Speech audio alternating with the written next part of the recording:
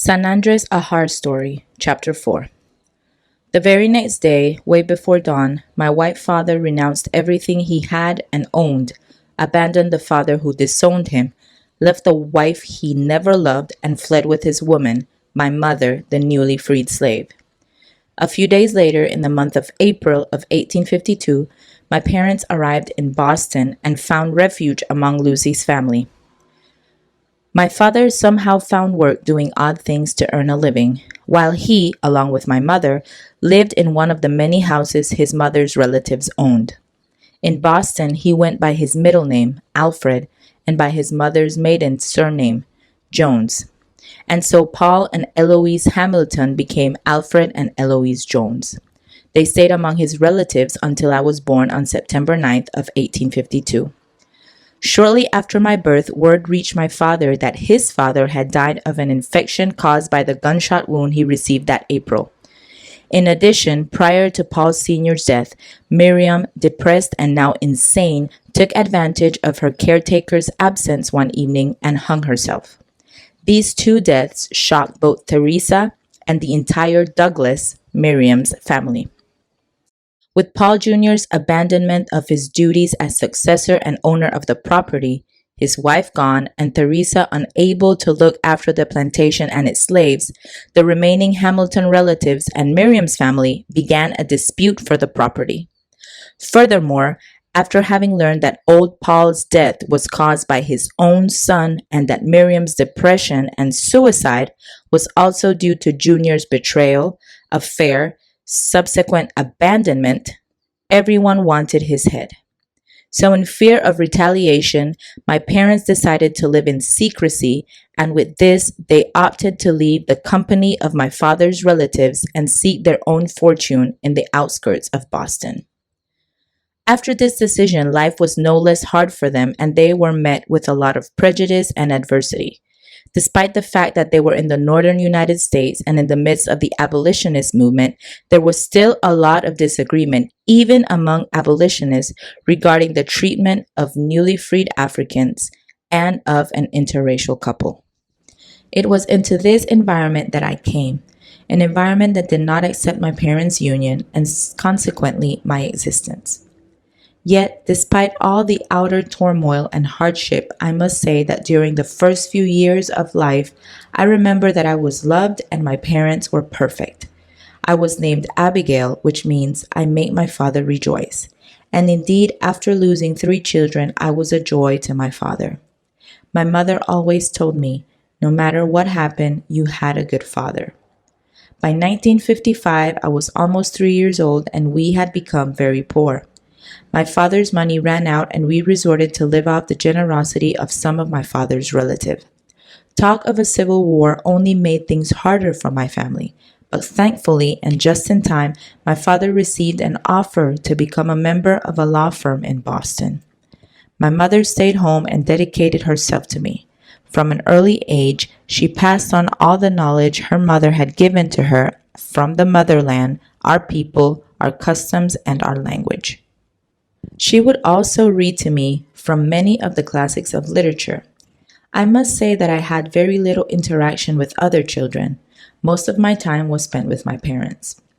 Because things were going so well, none of us could have expected what happened on that crisp October day of 1861.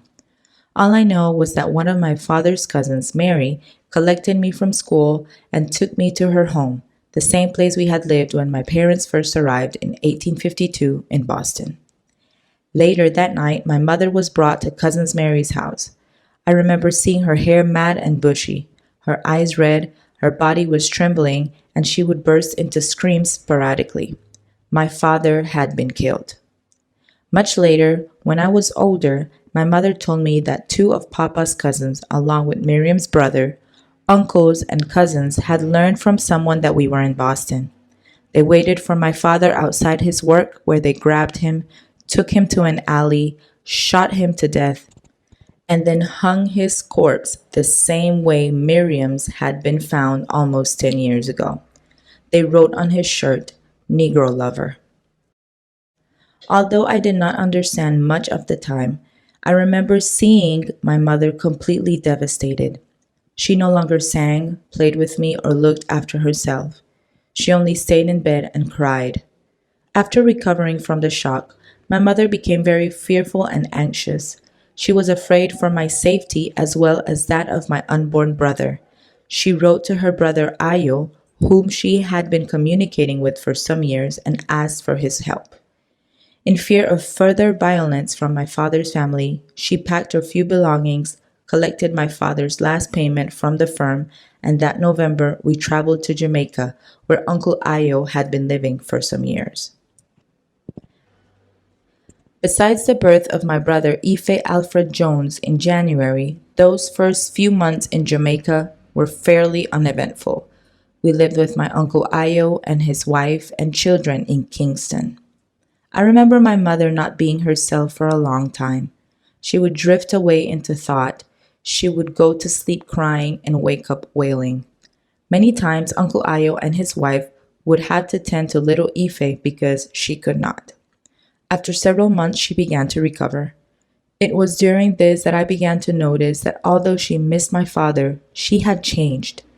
It was as she was a different person. Though she had received her freedom when she and my father fled my grandfather's plantation so many years ago, it was only until now that she was truly free. I remember once, when I was a teenager, she told me, "Your father was a very good man, my child, but as long as I was with him, I could not truly be me, the me my mother always pressed and reminded me to be. I was always Eloise to your father and his family.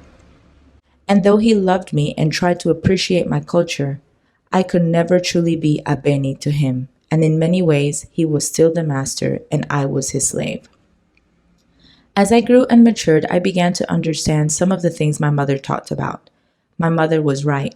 Her identity had been swallowed by my father's, but that changed in Jamaica. Along with Uncle Ayo, my mother took time to teach me even more about her parents. Uncle Ayo shared about their other siblings and Nenedade's parents, Ayo and Emika, whom my mother did not meet. Uncle Ayo's mother-in-law was Igbo, and so we learned a lot from them. I truly was able to enjoy and become proud of my mother's heritage, and I loved when Uncle Ayo and his son Chinwe would play the djembe and other drums.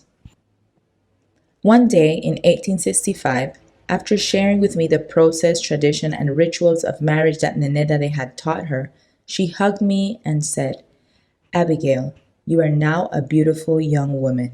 You have your father's kind eyes, fair skin, and your grandmother's Lucy's smile. But you have your mother's strength and your grandmother's temper. As your name, Abigail, says, you will always be your father's joy, but you are my pride. Do not be like me and give up your roots for another's. Always remember the motherland and your ancestors. They live in you. From today, I will call you Nanika, so you will always remember who you are and that mother is supreme."